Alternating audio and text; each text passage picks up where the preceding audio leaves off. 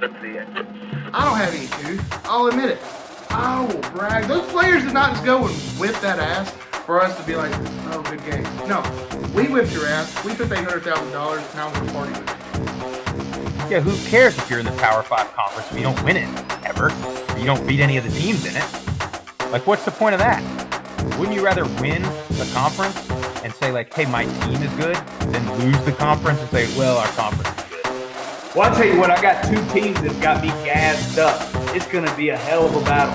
Be like two dogs fighting over a milk bucket. Look, they don't call me Tip for nothing. And my tip is, look out for the group of 5 this season. They've been taking it to the Power 5 year after year. The only quarterbacks that ever get any love are from the Power 5. I could easily list off the top group of 5 quarterbacks I would rather have than those guys. I would be willing to bet that at least one of them is going to be in the running for the Heisman this year.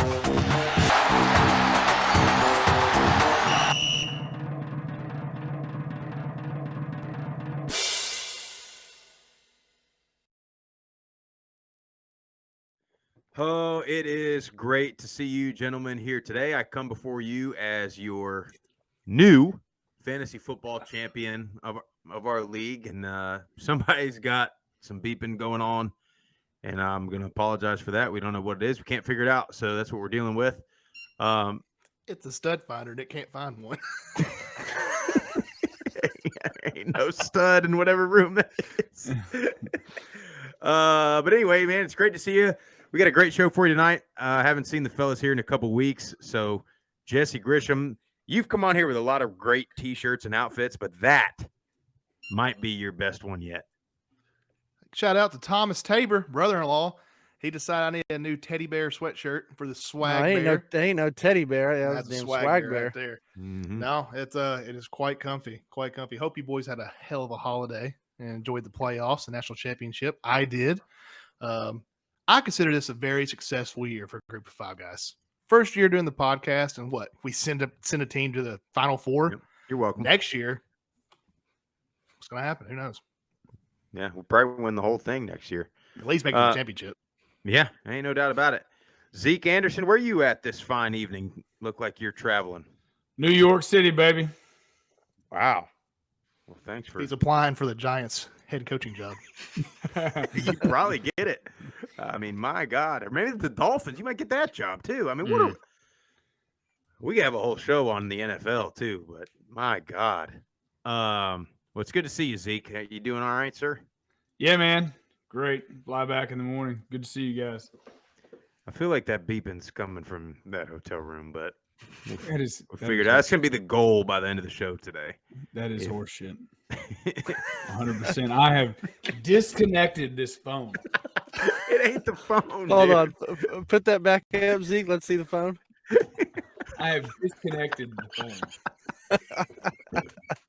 So I don't know what it is, but it's been driving me nuts. I've been running around the hotel room trying to figure out who is. So it is in your room, then. No, it's in the room. Somebody has planted something in this room. I'm not quite Might as be a damn good looking. bomb. I'm not quite as good looking as Aaron Andrews, but somebody's got something on me in here.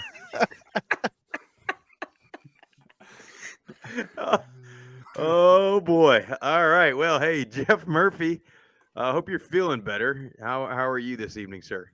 I feel much better, boys. And God, what a season it's been. It's been an incredible ride. Fantastic games, fantastic trips, and I was just lucky to be a part of it. So can't wait to recap this and get into our off-season schedule we got coming up here. Yeah, hell yeah. Tyler Tippin, last but certainly not least. It's good to see you, sir. How's the little one? How's that coming along? You sleeping at all? A little bit. But little ones are doing great. Wife's doing great. But Sprouse, I mean, honestly, none of our listeners want to hear about our fantasy football league, the championship. Yeah, they do. Nobody wants They to sure hear do. about that. No, I don't. Yeah. I don't think so. No. In all seriousness, though, Sprouse had a great team this year. We battled in that championship game. He got off to. We have a 2-week championship, so it was week 17, week 18. Sprouse got out to a early lead in that first week and held on to it, won the championship. Well, I mean, I got to tell you, Devin Singletary, isn't he a Florida Atlantic guy? Yeah. I mean, that guy single-handedly saved the day because I got up big on old Tip here, and then Devontae Adams decided he didn't need to play. He needed to rest. And then Tyreek Hill decides he only needs to have one catch. And I'm thinking, oh, here we go. And then I'm watching the Tampa Bay game, and I'm like, why in the hell is Tom Brady and Rob Gronkowski still in this game? And they're just trying to get him his $1 million, and they're both on Tipton's team. So then he takes a big lead on me, and I'm like, that's it. I'm done. And then the Bills are up big with like 4 minutes left. And I'm like, oh my God, they're going to take a knee. And Singletary scores 2 touchdowns late and puts me over the top. And old Bishop Sycamore comes away with the championship. So I like what you did there, Sprouse. Hey, you kind of made it into a group of 5 talk because you had a group of 5 players on your team there. Well, yeah. I mean, Devin Singletary, group of 5 guy, FAU, Owl. You know, shout out Coach Kelly, by the way, who facilitated a tour for us there. Yeah, hope it was y'all great have to do. fun. Hope y'all have fun because I just brought out the other day. I'm retiring from fantasy football. This was officially my last season. No, you're not. You'll be We back. I'm don't done. believe that. I don't want to play anymore. Yeah. You will be. We'll see you back. at the draft. We'll Yeah. see. Well, anyway, so we got a great show for you today. We're going to talk, tell you what went wrong with the old Cincinnati Bearcats against the Alabama Crimson Tide. We're going to talk about some transfer portal business, bowl game opt-outs, all kinds of things that some of us old guys have a little bit of a problem with. And then we're going to talk about next year, potential for next year. But so as far as the podcast goes, guys, of course, don't forget to like and subscribe on YouTube. Follow us on Twitter, Instagram, Facebook. Probably going to hit you with once a month show. And then, of course, if there's anything breaking, we'll come together here so we can BS about it a little bit and get our talking out there. So that's what we got. Hopefully we'll have some coaches, some former players, maybe some current players jump on with us, and we'll just, take an hour or so to just BS a little bit and get a little more on a personal level rather than just on the football surface level. So We'll let the people know about a week in advance too. Ain't no when doubt. the show's going to come out. They're just going to pop up on YouTube. Ain't no doubt. But we will not ever go a show, hopefully, without an atrocious award.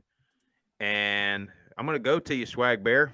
What do you got? What's your atrocious award? You got a couple weeks worth of material here, so let's hear it. Got a couple of weeks worth of material, but I'm not really going to go off some huge tangent here.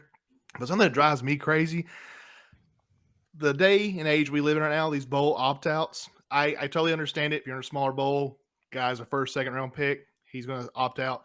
But what these analytics and analysts and big-time websites are saying, some people are giving Jameson Williams for Alabama a hard time for playing. He got hurt. He should never play in the national championship game. What are you playing football for? These guys play football for what? They play football to win. They love the sport. He's still going to make money in the NFL. Is his knee going to be the same? Probably. The way the technology is these days, hell, you can tear your ACL and be back up and running in 4 or 5 months. Yep. When the BCS era came out, I can't recall hardly any players. Maybe Tipton, you may know the guy, the running back for Stanford 10, 15 years ago, white boy, really good. He opted out of a bowl game. That's the first one I ever heard of. Again, it was like 15 or something years ago. Is that McCaffrey? That was Christian McCaffrey. Yeah. That wasn't that long ago. No, not Christian McCaffrey. Before him. Talking about 15 years ago. Google white running back Stanford. Anyway. Gonna pull up every running back that ever played. There wasn't. Oh, I know who you're talking about. You know, he played for the Minnesota Vikings. Yeah. Jordan Wright almost got in a fight with him in steeplechase. That's a story in itself. Jordan Wright got his ass whipped. I know. Toby Gerhart. Thank you, Toby Gerhart. Yeah. So Toby Gerhart back in the BCS era, I remember like he would opt out. But God, we have so many guys opting out right now, and I feel like they're just being pressured by social media, being pressured by the big brother. Let these guys play if they want to play, man. The football, you can get hurt in walkthroughs, for God's sakes. Mm-hmm. So don't become a Jameson Williams right now because he tore his ACL on a hell of a play in the national championship game trying to win his state a trophy. So that's really all I have. It's atrocious to me that we're putting all this pressure on these kids. Let the kids play. Let them play. Let them play. That's it. It's atrocious. It's atrocious. Yeah, well, let's get to everybody's thoughts on that, because it is like, look, I get it if you got millions of dollars on the line, but where do we stop? You could get hurt, like Jesse said. You can get hurt doing anything. I mean, how many guys do we know that hurt themselves playing pickup basketball in the rec center on the weekend? I'll say this too, Sprouse. If I am a potential 4th or 5th round and I'm a linebacker from UTSA, play in the bowl game, man. Play in the bowl game. You're probably going to piss NFL coaches off if you don't play. That's being honest. That's where I was going to go into is, if you're looking at this on the general manager and the coach's side as the employer, what's going to be the first question you ask that potential employee that's coming in? Why'd you sit out that game? If you're a little banged up in week 17 or 18, are you going to, if we draft you, are you going to choose to sit out that game as well to avoid risk of further injury, or are you going to be out there playing for my team? So I'm gonna play devil's advocate here a little bit, because if you're projected or just hoping to get drafted, then think about it this way: if you tear your ACL and you were a question mark healthy, and now you tear your ACL, now you're not even a question mark anymore. So that's probably what some of these guys are thinking. Like, you hear a lot of these schools say, "Hey, we don't care." That's typically the excuse you get when they lose the bowl game. But some of these players on the other side of things may be thinking the same thing there. I don't know. Yeah, I mean, I'm with you on that, but you could tear your ACL in week 1 or week 2, or in any game. So my question is, where do you draw the line? Like, I brought it up before the show. Like, if you're, let's say you're, okay, Sincere McCormick, right? He sat out the bowl game. But let's say UTSA wasn't undefeated, and what if they were, 3-3 or something? Does he just say, "All right, that's it, I'm done here halfway through the year"? Or do you say, like, I'm gonna play in the conference games, but I'm not gonna play in the non-conference games because those don't matter?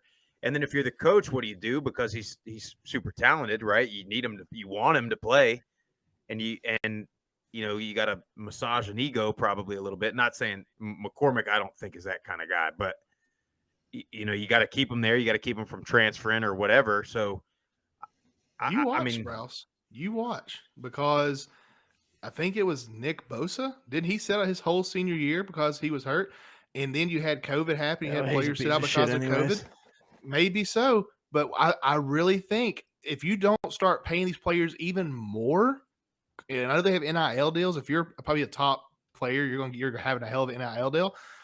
But these guys are going to start sitting out either whole seasons or halfway through the season because their agents are in their ear there. Hey, that agent wants to get paid too, right? Yep. So he's going to tell them to sit out. Or maybe that is the incentivizer, the equalizer, and saying, "Hey, your NIL deal, you got to play. You can't just stand on the sidelines." So, yeah. But the question. My bad. Go ahead. I was just going to jump on that. I was just going to say the question still arises: how many games in? Is it 3 games in and the guy's got Sincere McCormick over 100 rushing yards 3 games in, or do you wait? When you're 6 games in, 5 games in, when do you hit the brakes? Yeah. So. Well, and I think wasn't it Leonard Fournette? It was the first one they literally didn't want that guy to play at all in college because he already had the size and whatever of an NFL guy. They were telling that kid to not play. I mean, I just feel like I'm not a GM, I'm not a coach, but I just feel like if I was that, I would be like, hey, where's your competitiveness? Like, where? Come on, dude. And it's going down to the high school level too now. To Tipton's point, I mean, Leonard Fournette was the prime example of a guy who barely played in college, and then when he got to the NFL level, I mean, the Jags cut him because he he would play Couldn't 2 stay or on 3 the field. games and Get then hurt just all the sit. time. Yeah. So Yeah. So yeah, exactly. And I mean, you can get hurt doing anything. I mean, I get it. They're getting closer to where they want to start training for the 40 and all that stuff and the combine. But I mean, I don't know, man. I wish. I mean, you can't make it a rule. I don't think, but Well, I no, don't know here's what you what do you about can. it. Well, here's what you can do, and this is what I think is going to fix the problem, which I don't think it will happen because the way society and everything else just kind of progresses, we're on this track at this point, and reverse it is really difficult. But I think if NFL coaches start shying away from guys that do this type of stuff, and not because they're not good players, I think it's a selfish mentality. And you could say, oh, like it's about money, dude. Like almost any injury at this point, unless it's a severe Yeah. spinal injury, which is very rare. Like, dude, an ACL is not what it used to be. Yep. It's a 4 to 5 to 6 month max recovery, and you're back as good as you ever were. So it's like the only way this is going to fix is if you got coaches and scouts telling you like, oh, you opted out of this game. Well, we don't want you then because, we're going to pass on you because, I think it's a selfish move or whatever. Like I could see Belichick being that, like Yep. that's the type of guy that Belichick would avoid. And So Jeff, it's like, keep ahead. talking. I'm sorry. Oh well, my thing it went kind of come in after you is go back to that Jameson Williams injury. They were talking about that. It was no contact involved whatsoever. What he did may have saved his NFL career because he goes out there at pro day and does that, or he goes out there and practice on his first practice in NFL, tears his ACL. Now he's going to make his knee. He's going to make his knee stronger. But these NFL coaches, like you're saying, why are you sitting out? Are you injury prone? Are you because Tua Tagovailoa? Let's look at him for instance. Like, is he going to sit out if Alabama win national championship because he's afraid to get hurt because he's a paper bag? I mean, I think that you look at it as, are these players too scared to get hurt? They know they're going to get hurt. I think NFL coaches can look at it and say, all right, well, let's see what kind of wear and tear this guy has. I think they're getting bad advice. Is Well, my yeah. opinion. They're getting bad advice, and it shows, in my opinion, negatively on them because you're not just shortchanging your season. Like you're taking a game away from you playing with your brothers. Mhm. And if you are playing in a bowl game, like regardless of whether it's the Outback Bowl or like whatever, like dude, that's a bowl game, and you should want to win the bowl game because that is a prize in itself with your team, the guys that you play with some 3-4 years. So, I mean, to me, I think it's just selfish. Yeah. More often than not, I would say more times than not, like, dude, you're still going to be making a shit ton of money when you get into the league, whether you tear your ACL or, I mean, it's just so like, so far and few between, I think. I would be pissed if we were at a bowl game and Jeff's going to the league and he's up in a freaking skybox eating a hot dog while I'm over here just going against a 350-pound man getting manhandled. I'd be like, I'm having fun over there, Jeff, opting out. Well, that was the point I was going to make is everybody that helped you get to the point where you're at. Exactly. Now, give something back in return to them and play to give them to show your thanks for helping you get to where you are today. I like it. I'd like to see, in closing on that, I'd like to see how many guys that opted out of their bowl game and then are hurt all the time in the NFL, i.e. Christian McCaffrey. I'd like to see what coaches and GMs ask that and stay away from that. I bet you Belichick is probably one. And then the third thing, I'd like to see how many guys have a huge bowl game and get drafted because of it. Correct. And that probably is more so in the group of five. Like, I mean, you look at, even though Lou Nichols led the country in rushing this year, he had a monster bowl game too. And his name was finally, because the game was on ESPN, getting some pub. And some of these scouts that, do lazy work were like, huh, who the hell's that guy? And how many people were talking about Bailey Zappi after that performance he had in that bowl game? Yep. So definitely interesting.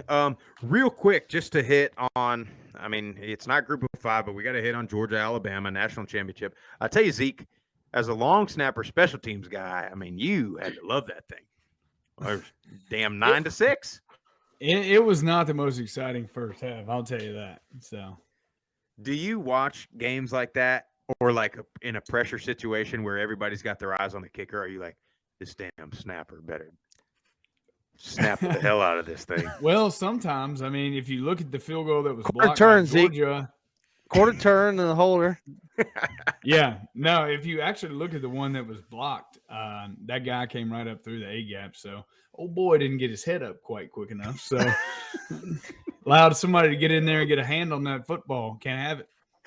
Granted, the guy was about 370 pounds and 6'9". So, if that was me, I'd be like, ref, come on now. I think about that all the time, though, especially like when you're like backed up into the red zone, or you're kicking out of your own end zone. I'm almost thinking like that snapper's got to be like, shit. Yeah, dude, all the time. I mean, that's because that's the first thing that's got to happen. The kicker can, blame the holder, can blame whoever, but that snapper, like, oh, you got to get it there. Yep. It's got to only be spot on. It's only about 7 yards, so those are pretty easy. But it's the big old boys in front of you that you're not sure what to do with. Yeah, well, but yeah, that was an interesting game. Of course, Georgia. I was kind of pulling for Bama just because of the Cincinnati situation, and I'm in pretty hostile territory for both Georgia and Alabama, but mostly Georgia where I'm at. I mean, I have grown adults barking up and down the street in their car. I mean, how embarrassing. Imagine The being students like that. are freaking DDT and porta potties in Athens. I mean, they wanted that championship probably more than Alabama. Let's be real. Like they needed that championship. Yeah, I mean, it's sometimes when you don't have a whole lot going on, and it's like, they're getting kicked out of restaurants. Like, you see the video of their fans are getting kicked out, and everybody in there was like 70 plus years old, and they're in there barking at the waiters. I mean, what are we doing, guys? 1980 is a long time, Sprouse. They want to talk about our generation being a problem. I mean, these are supposed to be the boomers. It's embarrassing. It really is. I'm just glad that you guys got to watch it. I didn't even want to watch that garbage. I think we watched the new Spider-Man movie. I think is what we watched. That's a great movie too. Yeah. Oh no, it's fantastic. But like I said, you went to the movie theater Monday night. Oh yeah, I wasn't watching that trash. So you were like the only one in the movie theater, probably. Oh, it was great. We had the nice lounge, recliner seats. They got the bar in the movie theater now. It's pretty awesome. Theaters are pretty cool now. Jesse, you remember there was one time me and Jesse when we were, I think it was right after college, but we were still living in the apartment. We went to see Godzilla, and we ate a damn two large 2 buckets of popcorn, like while they were still doing like trivia on the screen. Yeah. On the screen, and Jesse's like, we'll get another one. And I was just like, yeah, let's go get another one. What's even funny? She's probably get mad at me for saying, hey, you found it. Okay, how did you find it? There we go. What the hell was that thing? So it was the battery inside the phone. Since I unplugged the phone, I had to have direct wired in hardwire connection. Since I unplugged the phone, this phone was dying because I couldn't charge on that. For those who can't see, Zeke's holding a plastic 1984 phone, and he's holding a and a battery. I have found the rat, baby. Well, I was going to say, but since I was already on it about the movie theaters, so she might get mad at me. But you know how they serve alcohol at the movie theaters now. It's funny. I can take my wife to like a nightclub or day drinking and stuff, and she's DDing, she's misresponsible, but she goes and watches a 2.5 hour movie at the movie theater. I'm carrying her out of there.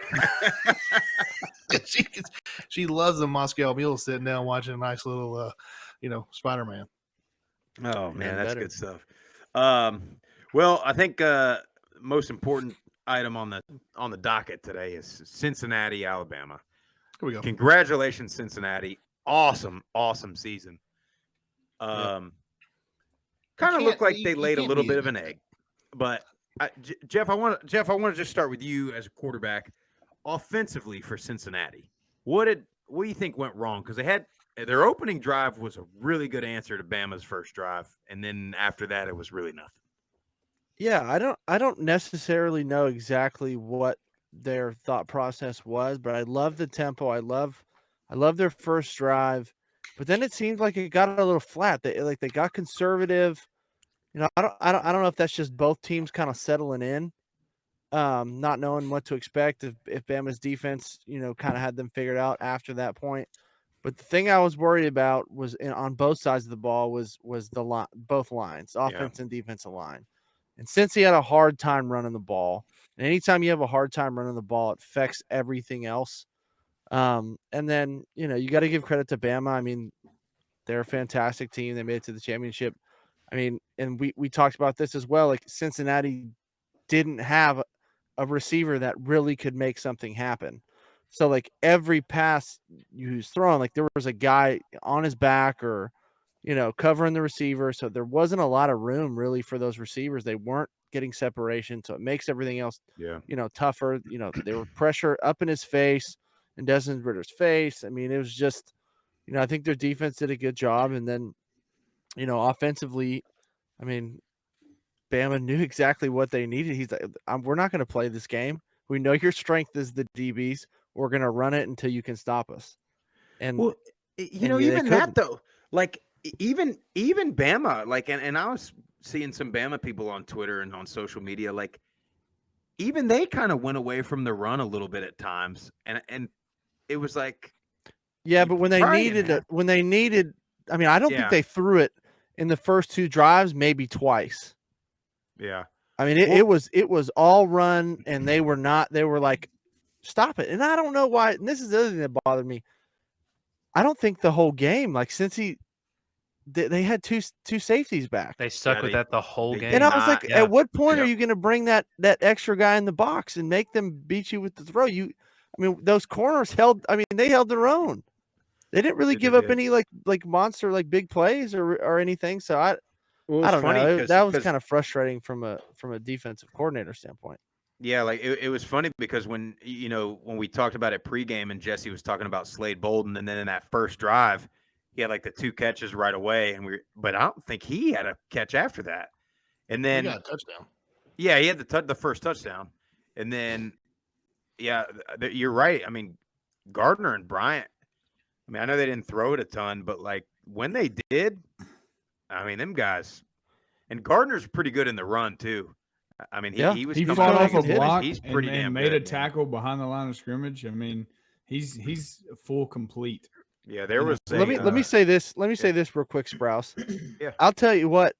Everyone, like at the end of that game, all on Twitter and social media was like, "This is why the Group of Five shouldn't be in the playoffs." Cincinnati this, and then through the first quarter and a half of the Michigan game, they're down by 21. So don't give me this nonsense that they didn't belong because they played a way better game against Bama than Michigan played against Georgia. What kind of was, and it felt like this, and maybe this was the plan. It felt like Cincinnati's game plan was kind of like, let's just kind of hang around, and then maybe we'll make a couple plays at the end. And they didn't make those plays. However, I mean, they were getting beat, physically beat.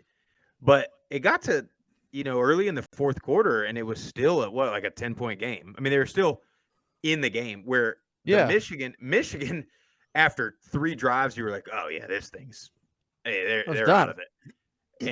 And so it was funny because Taylor Lewan was talking all kinds of trash, of course, a Michigan guy. And then just a couple hours later, I was like, okay, yeah, that's what happened. Him and Dave Portnoy were both talking trash about Cincinnati, and then Michigan just got blasted, which thank God.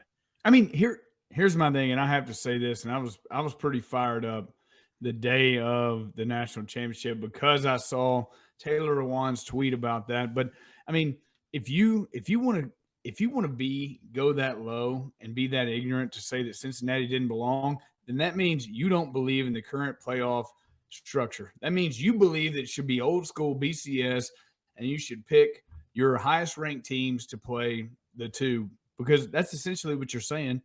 I mean, and going back to your point, Sprouse. I believe that Cincinnati, I don't think they did anything extravagant. I think that they tried to run the football, and then they got put in third and long situations time after time. And when you're in third and long and can't convert and you do it over and over, you're not doing anything spectacular. But they're also like, hey, we got to show that we belong here. So let's mitigate the risk a little bit. Let's not give up any big plays, but let's not get our ass whooped on national television for the Group of Five as a whole. But I don't think they did anything spectacular to go out to win the game. Well, and they just didn't. I think Jess, you texted it to the group. Like they didn't do one trick play. Like not one. I mean, not a fake punt, not a fake field goal. I mean, nothing. And like we knew, man to man, 11 on 11, Alabama was better than Cincinnati. So like if you're gonna win that game, it's gonna take something. I mean, some kind of big turnover, something on special teams, a big trick play, and that just never could happen for Cincinnati. And then the thing that was so frustrating to me, and I know it had to be frustrating for Cincinnati's defense, is like every time they got a big stop and kind of flipped the field a little bit, Cincinnati went 3 and out. Every single time. And that's like, we all know any sport, that's like about as demoralizing as it can get.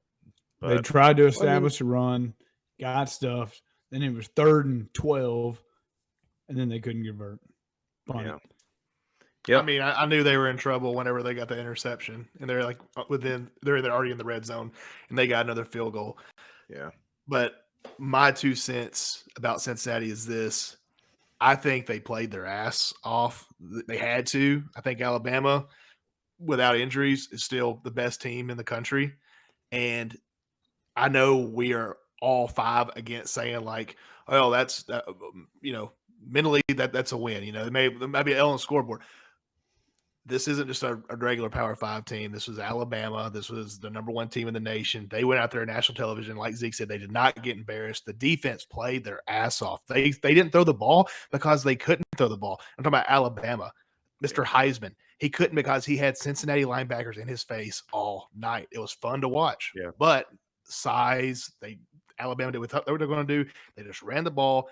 They just did tick, tick, tick. Saban played conservative. He was like, I know we can just beat them, getting 4 yards every play. And that's what he did. He didn't want to risk throwing the ball that much to get to Amar Gardner because, yes, I was watching the game with my dad, and he was literally like the Friday Night Lights state championship coach because every time Mark Gardner or Kobe Bryant make a tackle, he'd be like, them boys can tackle. They can tackle. I'm like, yeah, they're good. They're really good. That defense showed out. So, Cincinnati, keep your head up high because that was amazing. Luke Fickell, I think you're a great coach, but why not try to do an onside kick? Why not do a reverse? Some kind of razzle dazzle. You needed something, especially in the red zone right there. Yeah. When you had that pick, like that was a game changer. If you could have scored right there, who knows what would have happened? Yep. But that's all that's my take on it. Yeah, definitely a little bit. I mean, I know we were all pumped up that morning and going into the game, and it was a little bit of a letdown. But yeah, I mean, they went against the premier college program over the last freaking 2 decades, and they put up a fight. So it's an undefeated team that's out there, and then there would be so many question marks across college football nation if that team did not get in the playoffs. So the fact that to say that they don't belong is just ignorant, because that's why I would love to see them play Michigan. Yeah, I would love to see that too. Mm-hmm. I'll tell you this: Majay Sanders was given Bama's right tackle fits. He would have ate up Michigan's O-line. Dude, he's good. And there's a I saw it on Sauce Gardner's Instagram. I think there's like somebody had clips of every single play he went 1-on-1 with Jamison Williams, and it's like, damn, like it's kind of like. Even in the back of my mind, I'm like, well, this is still Alabama. Like, let's see, man, that dude's the real deal. I mean, his whole career, no touchdowns. Yeah. And so he'll be big time in the league. But talk about one more thing. It's similar to that, similar to the opting out of bowl games thing. Is this transfer portal is becoming? I mean, it's becoming where somebody's transferring every day. Multiple people transferring every day. I just want to know. I mean, I'll start with you, Tip. Like, what's your initial thoughts on just the transfer portal as a whole? So I think it can be beneficial in some situations, but on the other side, on the flip side of that, it I'm not a huge fan of it, to be honest. Only mainly because of the other side, and I'll explain. So it can be beneficial if I mean let's be honest. Like if you're a recruit and you go to this university and you after maybe a year or two, you just realize that it's just not a good fit, and you just realistically don't think you have a shot of playing, or maybe you don't like the coaching staff, or whatever the case may be. Or the staff changed or something. Yes, that's a big one for me. Is if you get a coaching staff change, maybe either if it's a head coach or your position coach, and you want to transfer, then I think that's beneficial, and I'm all for that part of it. The other side of it is you have these players that when they're in high school, they're used to being the best player on the field. They're having all of these coaches from all of these different universities talking to them daily, wanting them to come to their school. And then once he picks a school to go play at, he then gets to campus.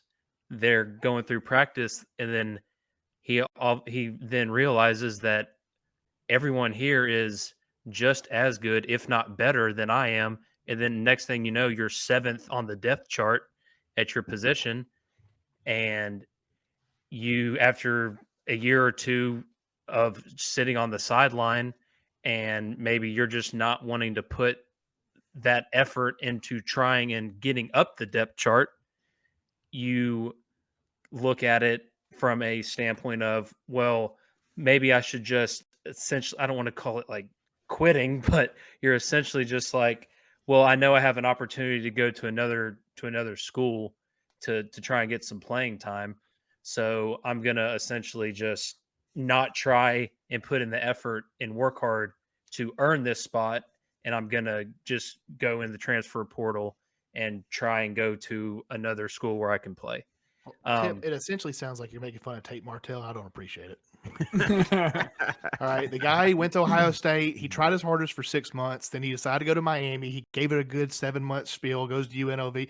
The transfer portal has ruined that kid. If he would have stayed at Ohio State, maybe even Miami, but I think he was at Ohio State, he may have got some kind of shot. I think the transfer portal was like, it's definitely some rat poison.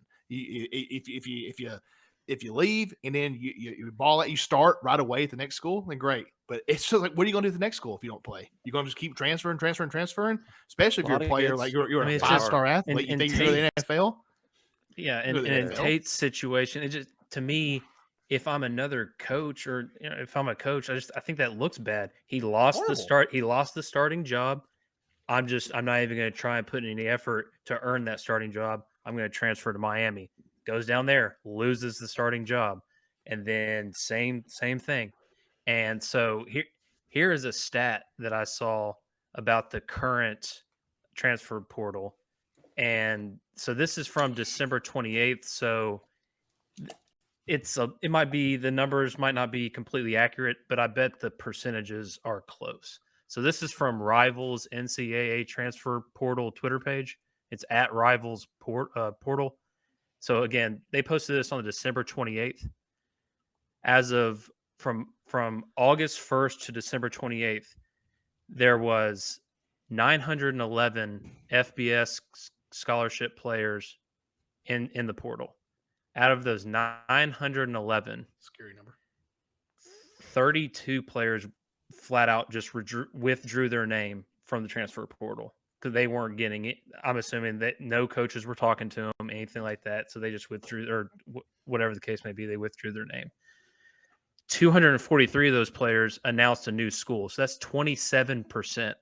You have 636 players that are still in the portal. That's 70% of the people that are in the transfer portal don't have a place to play as of December 28th.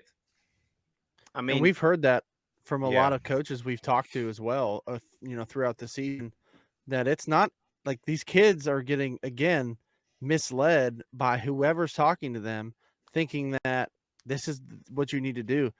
And the majority of them, they just sit there. They announce they're going to transfer.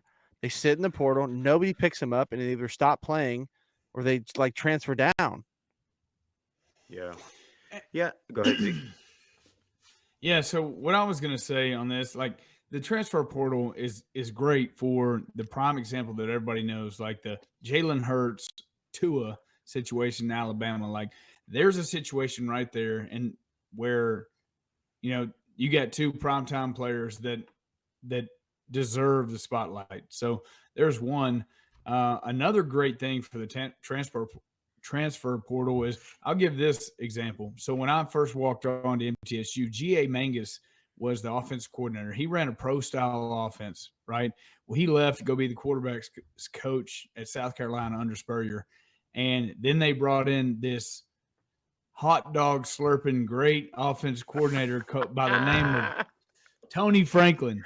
Well, all the fullbacks and all the tight ends that were recruited, when they brought in Tony Franklin, this no huddle, air raid offense, now they're never going to see the field.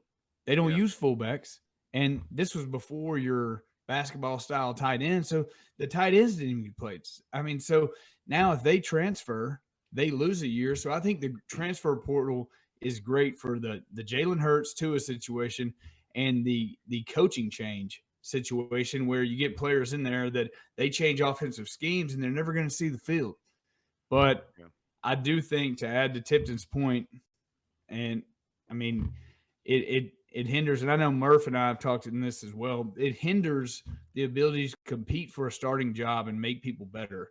It's essentially a cop-out for guys to go out there and compete for a starting job, and if they can play, great, but it shouldn't be abused. And I don't know exactly how all the rules of the transfer portal now, but my suggestion would be that, the guys should get one free transfer, and then after that, it should go back to the old school rules. Yeah, I think what's that's a really good point. The offensive, especially when the scheme changes like that, that's for sure. Because then it's like, it's not like I'm not competing for a job. Like I won't, no matter how good I am or aren't, I'm not going to play in this offense. You were at Georgia Tech, Paul Johnson's triple Right. option, and Yeah. they hired some guy to spread them out. You're a 260-pound left tackle that can run like crazy, and then they start running bro style, and you're like, I want to go play tight end.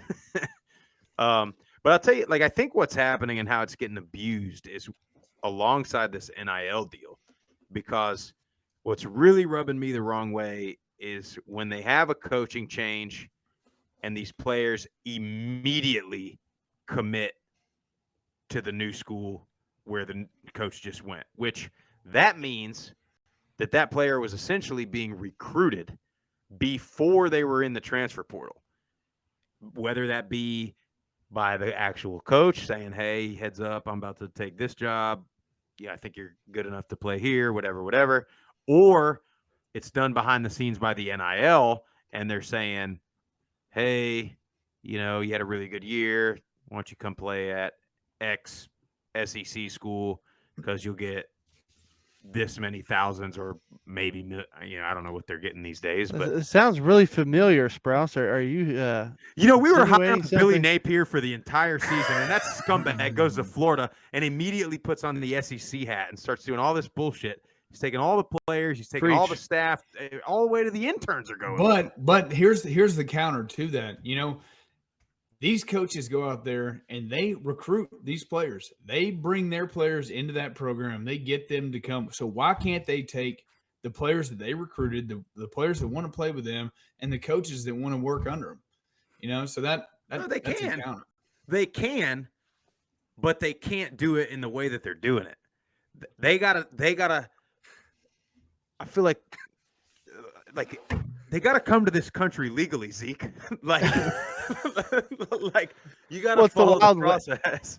It's the wild west right now, because to me it seems so, I'm all for, free enterprise and do what you want, but there's got to be some regulations at least, or else You're just going to see more and more of this, and I don't necessarily blame Napier. Like No, those are his guys, as far as the coaching staff, especially, and like the GAs and the interns. Like he brought those guys there. They probably have a great relationship. He's like, okay, well, I got put on partly because of you guys that work with me, and we all work together. So now I'm going to put you on, at Florida. Now, when you got a bunch of players also jumping ship, and it's like, okay, well, Yeah. I don't know. I see It's both normal sides of it. It's normal for the coaches to come with them. I mean, that happens Yeah, all the time. yeah. But the players different. But I can't stop laughing and think. I remember Sprouse went to the Summit Championship game, and he was just like, "Y'all should have seen Billy get off the bus," and he started just crying, looking out. Billy was just like, "Y'all have no idea what I'm about to do to y'all." He's just like, he's yeah, about that's to what wreck thinking. y'all's He's like, world. This is the least I can do for you guys. This I'll hurts, this but bowl I am game. about to wipe this program clean. Hope y'all enjoy today. He took the program with him. He did, dude. He did. Even the like recruiting ops girl that gave me the tour of the facilities went to Florida. Which, like, in that case, like, right, like, awesome. Like Billy Napier just went from getting paid $1 million to however many $1 million. So yeah, they'd give your coaches a raise too.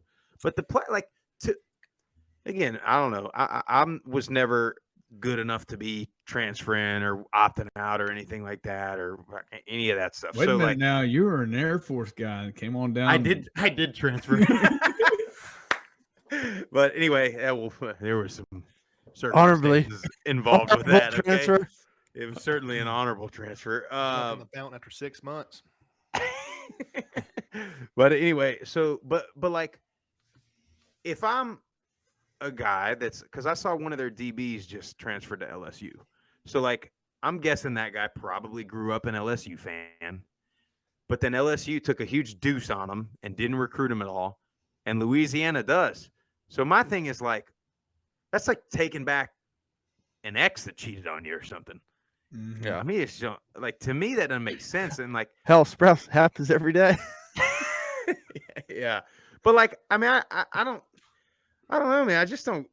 It just doesn't make sense to me. And like, you've you've been with your brothers for like for 3-4 years. How do you just abandon? Like, could you imagine, like, if Jesse came to me at the Bay and was like, Sprouse, I grew up in Birmingham and I had a really good year and Bama's offering me, I'm out. I would have told him to F off. You know what? And I know y'all are all going to roll your eyes at this. I would never do that. I think there's something about being at a school for I 3, definitely 4 thought you were years. about to say, well, Bama did offer me a scholarship. He came at Saban was actually out there talking to Rick my sophomore year. No, but I'm saying, like, I agree with what you're saying. When you build that brotherhood, it's just, I didn't want to leave Special. Murfreesboro. I don't want to leave. I'm staying there. I loved it, and Hadn't left. maybe some guys just don't have that. Maybe they get there, they're the outcast, and they go to Ohio State and they realize they're going to be third string and they're going to play just a little bit. They decide they're going to go to South Beach and be with some girls and get more tattoos on their arms and not play again. And then he goes to go out to UNLV where your parents live, and you think you're going to start on a group of 5 team, and then you go to the casinos every night. You get in trouble. You're not even freaking eligible, and the next thing you know, you're at the Michigan Ohio State game saying, "What could have been?" Yeah, Tate. Oh man. Well, so in closing on this show, so Cincinnati made a run this year for us for the group of 5. I like to think that they proved that the group of 5 does belong. We'll see what our friends in the committees think, but so just shot in the dark here. Let's go around the horn. Who's got the best shot to make a run next year? Which group of 5 team has the best chance to make the playoff? Let's start with you, Jess. I have several teams highlighted. I do want to. We talked about a lot this year, and I'm going to talk about App State. I think they have a lot coming back on offense next year. They have a huge game opener against North Carolina, who's going to be a top 15 team, and they win that game. And then I know they have to go to A&M. It's going to be hard to win 2 Power 5 teams beat 2 Power 5 teams like that.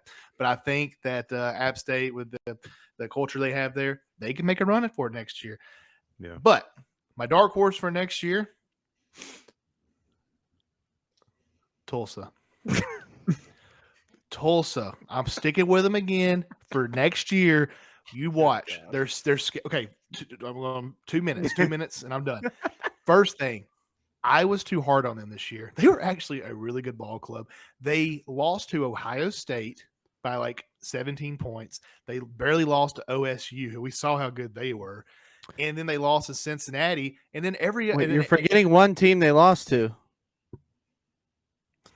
Oh, yeah. I forgot about that. Okay, Yeah. they did lose that 1AA team. UC Davis. UC Davis. But they end up being a pretty good team. They got their whole O line coming back next year. They got they got Davis Brin. They got their running back. They got half their defense coming back. They're gonna be the team to look out for. I really like them. They play at Wyoming, first game of the year. Wyoming's losing their running back, so I think they're gonna win that game. They host who was the host? Sorry, I got right here because I knew this question was gonna get asked. Sorry, NIU comes to them. They host Jacksonville State, and they go to Ole Miss. That's their out of conference. I think they can make a run for it. I really am excited to see Tulsa. And then my third point here, Sprouse, bounce back team next year, Georgia State. I think Georgia State's going to bounce back next year and have a pretty good season. Zeke sounds like I like App State. App State, I definitely think they'll beat North Carolina. That's a home I messed game. that up. Sorry. Sorry, pissed off on people. I meant Georgia Southern. Georgia Southern's going to have a bounce back year. Georgia State had a great year this year. Georgia Southern's going to have a bounce back year. They just got that Buffalo quarterback transferred to Georgia Southern, so that's an interesting. That's another one where the whole system's going to probably change. But App State, I think they definitely beat North Carolina. I mean, if they beat Carolina and Texas A&M, then ain't no reason they're not. And then of course they've got to run the table. That's they have the schedule, right? They have the schedule too. If they've got looks like great on the Cincinnati resume. had Notre Dame. You know, App State's got A&M and North Carolina. Zeke, it sounded like you might have. Are you going to go Georgia State now? Y'all going to love this. So, in back-to-back 11-win seasons, you know that. I mean, all y'all are going to pick a team, so I got to pick one too. So, Coastal Carolina. Yeah, knew it. Coastal Carolina. Jamie Chadwell staying. Grayson McCall's coming back. He broke a record for pass efficiency rating as 207.6 for the NCAA. It starts with the quarterback. You got to build your team around it. So, but to Grisham's point, I know he misspoke, but Georgia State is going to be in some good shape next year. I think the Sun Belt in a whole is going to be a very competitive conference. So it's going to be fun to watch that conference play ball this year. The only thing I could see Coastal winning 11 games again. The only problem as far as a playoff run is their only Power 5 game is at Virginia. So they'll have to the good news for them is they'll probably start ranked. So they should start ranked. And I think it's going to have to be one of those undefeated seasons for them to make it. So, Tip, what about you? You got anybody? So when I was thinking about this, I was trying to put myself in the committee's shoes of what am I looking for in a group of 5 team that would get them into the playoff. I mean, you got Utah State coming off a great year, and then they're playing at Bama. So if they win that game, why are you giggling? Yeah, why are you laughing? I'm sorry, I messed up your take. Yeah, I like Murph's take and I like Tip's take. I haven't given my take yet. Yeah, I mean, I know, but Tip. Well, yeah, Utah State. I was talking to Jesse about it before the show. Again, if they were to upset Alabama, then and they got to continue, they got to run the table, then they definitely would be in. You would think. I got a couple more teams. I don't want to steal anybody's thunder, but I mean, go for it. You got SMU. They play at Maryland and they host TCU. Those would be 2 big wins. And obviously, these teams I'm talking about, they got to win these these out of conference games, and they got to run the table in the conference. They got to go undefeated. You got Fresno State. They're going to be hosting Oregon State, and then they're going to be playing at USC, which they get overhyped every year. So I'm assuming they're probably going to be ranked. So if they can go in and win at USC, that's going to be a top 25 win right there. So those are some of the three teams I was looking at. I looked at their out of conference schedule, and if they could win those out of conference games, I mean, those are massive wins and look great on the resume. Jeff, what do you got? Well, that team that Tip mentioned last, Fresno State, I think has the best shot. I mean, whoever the team is has got to go undefeated. You have to have at least 2 Power 5, with one of them being, I think, a relatively, top tier, at least in name, Power 5 school, which Fresno State has, USC, and they have Oregon State. The Mountain West is really tough. Yep. And if they can run the table in the Mountain West, you have Jake Haener coming back for his last season. You have Jeff Tedford returning as head coach, who's an offensive guru who I think is just going to make that offense even more potent. Plenty of weapons back on offense. Now their defense is always, it's always good, middle of the road, but nothing outstanding like Cincinnati had. But I mean, if you can put up points and score, you can beat anybody. So that's, if I had to pick a team, that'd be my team. Yeah, I think Fresno's got the perfect mix of obviously being really good and playing a big name but winnable game. Yeah. Where we're like, yeah, I mean, Utah State plays Alabama, but pretty unlikely they win that game. Where Fresno, I mean, they damn near beat Oregon last year. Oregon State will probably be ranked preseason. USC is always freaking ranked preseason. And then, you're better off. It's like you're better off beating a brand name than you are like an actual good team. Yeah. So imagine Lincoln Riley's first year, Fresno State comes in there and beats them by like 17, 21 points. Oh, it'd be nothing. But I think it's in at Southern Cal too. It is. Yeah, it is. So I got 2 for you. I think the obvious one, I'm actually surprised nobody said it, is Houston. I think they're going to be the highest ranked Group of 5 team preseason. I think they're going to be close to like 15. They're and I think they got a real good shot. They were off limits. Did they not? No, they're Group 5. Oh, they're going to be. Did they not move? Yeah, but they don't move yet. like 2024 not yet. or something. Yeah, I think it's a year or 2 out. They're hanging on to them as long as we can.